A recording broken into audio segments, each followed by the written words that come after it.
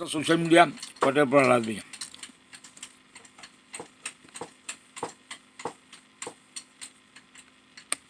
ભારતથી અહીં રહેવા આવવાના છે કે રહે છે, તો આજનો આ વિડીયો તમારી માટે જીવન રક્ષક અને લાખો રૂપિયા બચાવનારો સાબિત થઈ શકે છે.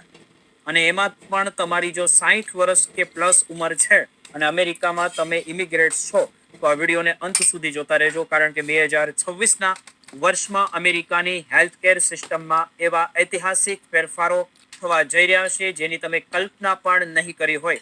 એક તરફ દવાઓના ભાવમાં ધરખમ ઘટાડો થવાનો છે, તો બીજી તરફ કેલિફોર્નિયા જેવા રાજ્યોમાં ફ્રી વીમો લેવા માટે બારી હંમેશા માટે બંધ થઈ રહી છે. અને જો તમે યોગ્ય સમયે આ માહિતી નહીં સમજો તો તમારે ખિસ્સામાંથી હજારો ડોલર ખર્ચવા પડી શકે છે. એટલે આ આખો વિડીયો જોશો, કારણ કે અધૂરી માહિતી તમને મુશ્કેલીમાં પણ મૂકી શકે છે. અને તમને ખાસ વિનંતી છે કે જો તમે અમેરિકામાં રહો છો તો અમેરિકાની બધી જ અપડેટ રોજે જાણવા માટે આ ચેનલને સબસ્ક્રાઇબ જરૂર કરી લેજો. વર્ષ 2026 એ અમેરિકા હેલ્થકેરના ઇતિહાસમાં એક સીમા ચિહ્નરૂપ વર્ષ સાબિત થવા જઈ રહ્યું છે. ખાસ કરીને આપણા 60 વર્ષથી વધુ ઉંમરના ભારતીય વરિષ્ઠ નાગરિકો માટે જેઓ અમેરિકામાં સ્થાયી થયા છે, તેમના માટે આ વર્ષ મોટા સમાચાર લઈને આવી ગયું છે. મિત્રો, અમેરિકામાં ફુગાવા ઘટાડવા કાયદા એટલે કે ઇન્ફ્લેશન રિડક્શન એક્ટ સંપૂર્ણપણે અમલીકરણને કારણે હવે પ્રિસ્ક્રિપ્શન દવાઓના ખર્ચમાં એવો ઘટાડો જોવા મળશે જે અગાઉ ક્યારેય જોવા મળ્યો જ નથી. પરંતુ સિક્કાની બીજી બાજુ પણ છે, જેમાં ઇમિગ્રેશન સ્ટેટસ અને રાજ્ય સ્તરના નવા કડક નિયમોને કારણે ગ્રીન કાર્ડ વગરના કે નવા આવેલા વરિષ્ઠો માટે પડકાર વધી રહ્યો છે. જે વરિષ્ઠો યુએસ સિટીઝન છે અથવા 5 વર્ષથી વધુ સમયથી ગ્રીન કાર્ડ ધરાવે છે, તેમના માટે મેડિકેર 2026માં અમુક ક્રાંતિકારી ફેરફારો કરી રહ્યું છે, જે ભારતીય પરિવારમાં સામાન્ય રીતે જોવા મળતા ડાયાબિટીસ, બ્લડ પ્રેશર અને હૃદય રોગ જેવી બીમારીઓના આર્થિક રીતે ખૂબ જ મોટી રાહત આપશે. સૌથી મોટો ફેરફાર મેડિકેર પાર્ટ ડી એટલે કે દવાઓના કવરેજમાં છે. અત્યાર સુધી આપણે જોયું કે વરિષ્ઠ નાગરિકોએ કેટાટ્રોફિક કવરેજના તબક્કામાં પહોંચ્યા પછી પણ દવાઓના ખર્ચના 5% ચૂકવવા પડતા હતા, જે મોંઘી દવાઓ લેનારાઓ માટે દર વર્ષે હજારો ડોલરનો બોજ બની જતો હતો. પરંતુ 2026માં આખો બોજ હવે હટી જશે, કારણ કે 2026થી મેડિકેર પાર્ટ ડી હેઠળ વાર્ષિક આઉટ ઓફ પોકેટ એટલે કે તમારા ખિસ્સામાંથી ખર્ચવાની મહત્તમ મર્યાદા $2100 નક્કી કરી દેવામાં આવી છે. આનો સીધો અર્થ એ છે કે એકવાર તમે તમારી કપાતપાત્ર રકમ એટલે કે ડિડક્ટિબલ જે અંદાજે $590 આવશે અને તે શરૂઆતના 25% હિસ્સો ભરી લો અને તમારી કુલ ખર્ચ $2100 પર પહોંચી જાય, પછી આખા વર્ષની બાકીની તમામ દવાઓ તમારા માટે $0 મળશે. એટલે કે તમારે $1 ચૂકવવો નહીં પડે. આ બાબત ભારતીય વરિષ્ઠો માટે કેટલી મહત્વની છે તે સમજો.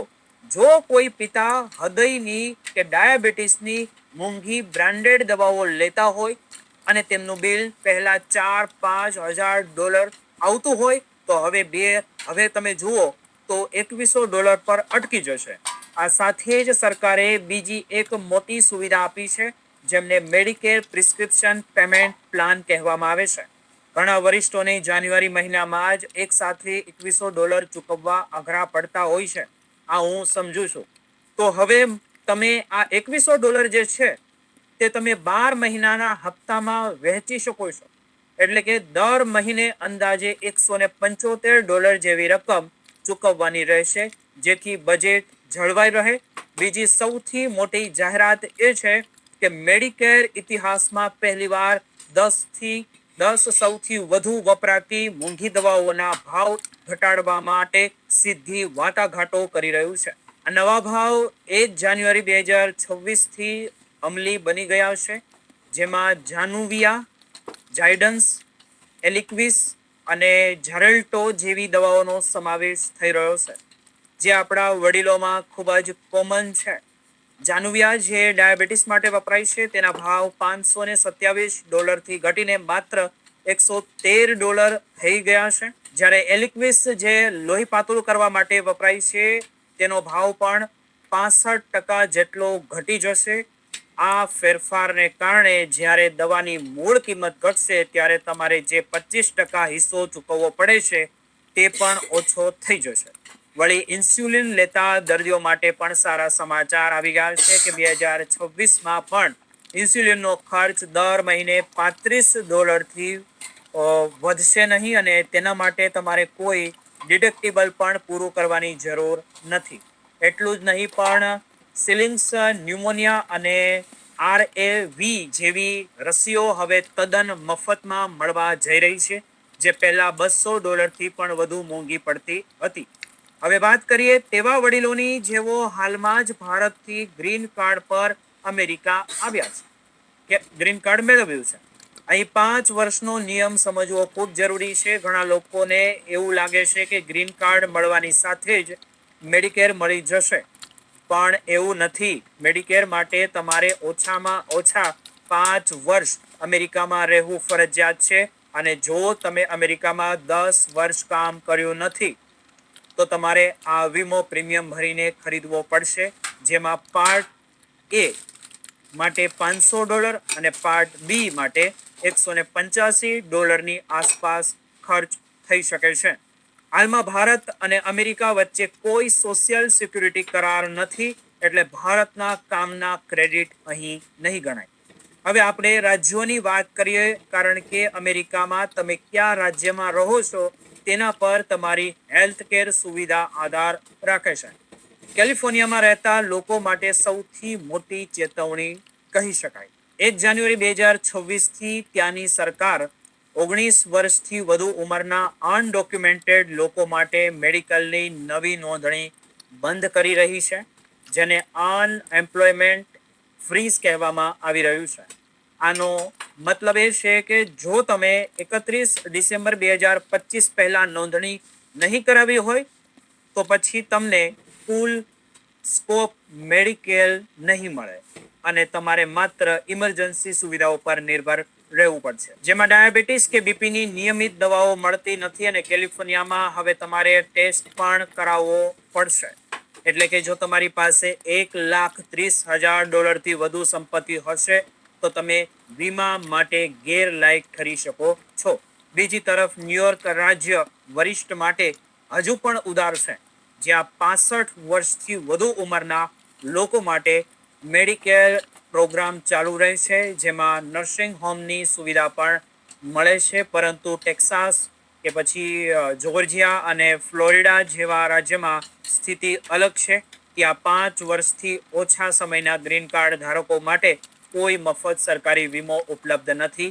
ત્યાં તમારે જે ફેડરલી ક્વોલિફાઈડ હેલ્થ સેન્ટર પર જવું પડશે, જે તમારી આવકના આધારે ઓછી ફીમાં સારવાર આપે છે. અને હવે જે વરિષ્ઠો 60 કે 64 વર્ષના છે અને ઓબામા કેર એટલે કે ACA માર્કેટ પ્લેસનો ઉપયોગ કરે છે, તેમના માટે 2026માં એક મોટો ખતરો છે. જે સબસિડી કોવિડ દરમિયાન વધારવામાં આવી હતી તે 31 ડિસેમ્બર 2025ના રોજ પૂરી થઈ ગઈ છે. જો અમેરિકન સંસદ તેને રિન્યુ નહીં કરે તો 2026માં તમારા વીમાનું પ્રીમિયમ બમણું કે પછી 3 ગણું થઈ શકે છે. ખાસ કરીને જે પરિવારની આવક ગરીબી રેખાના 400%થી ઉપર છે તેમને $1 સબસિડી નહીં મળે. આ સંજોગોમાં જો તમે તમારા માતા પિતાને ટેક્સમાં ડિપેન્ડેડ બનાવતા હો તો સાવધાન થઈ જજો, કારણ કે તમારી વધુ આવકને કારણે તેઓ સબસિડી ગુમાવી શકે છે. આવા સમયે ટેક્સ એક્સપર્ટની સલાહ લઈને તમારા માતા પિતાનું અલગ ટેક્સ રિટર્ન ફાઇલ કરવું કદાચ સૌથી વધારે ફાયદાકારક તમારી માટે રહી શકે. હવે જે મિત્રોના માતા પિતા વિઝિટર વિઝા પર ભારતથી આવવાના છે તેમના માટે પણ 2026માં વીમો લેવો અનિવાર્ય છે.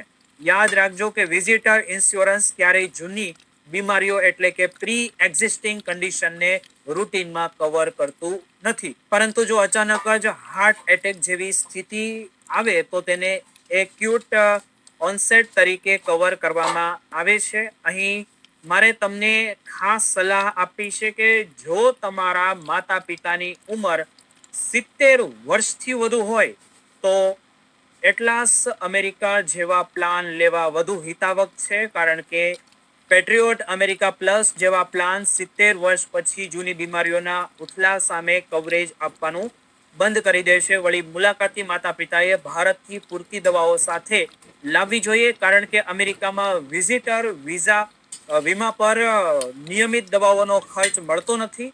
ઘણા લોકો પબ્લિક ચાર્જના ડરથી સરકારી મદદ લેતા અચકાયું છે. પણ હું તમને સ્પષ્ટ કહી દઉં કે હેલ્થ ઇન્સ્યોરન્સ કે SCA સબસિડી લેવાથી તમારા ગ્રીન કાર્ડ કે સિટીઝનશીપ પર કોઈ આંચ આવતી નથી. માત્ર લાંબા સમય સુધી સરકારી ખર્ચ, નર્સિંગ હોમમાં રહેવું જ પબ્લિક ચાર્જ ગણાય છે. એટલે બીમારીના સમયે મદદ લેવામાં ડરશો નહીં. અંતમાં મારે એટલું જ કહેવું છે કે 2026માં જો તમે સુરક્ષિત રહેવા માંગતા હો તો અત્યારથી જ આ આયોજન શરૂ તમારે કરી દેવું જોઈએ. અને જો તમે મેડિકેરના લાભાર્થી હો તો $2100 મર્યાદા અને સસ્તી દવાઓના લાભનો પૂરો લાભ તમારે લેવો જોઈએ, જે ભાવ ખૂબ જ ઓછો ગણી શકાય એવું લાગે છે. આ માહિતી વધુમાં વધુ લોકો સાથે શેર કરજો.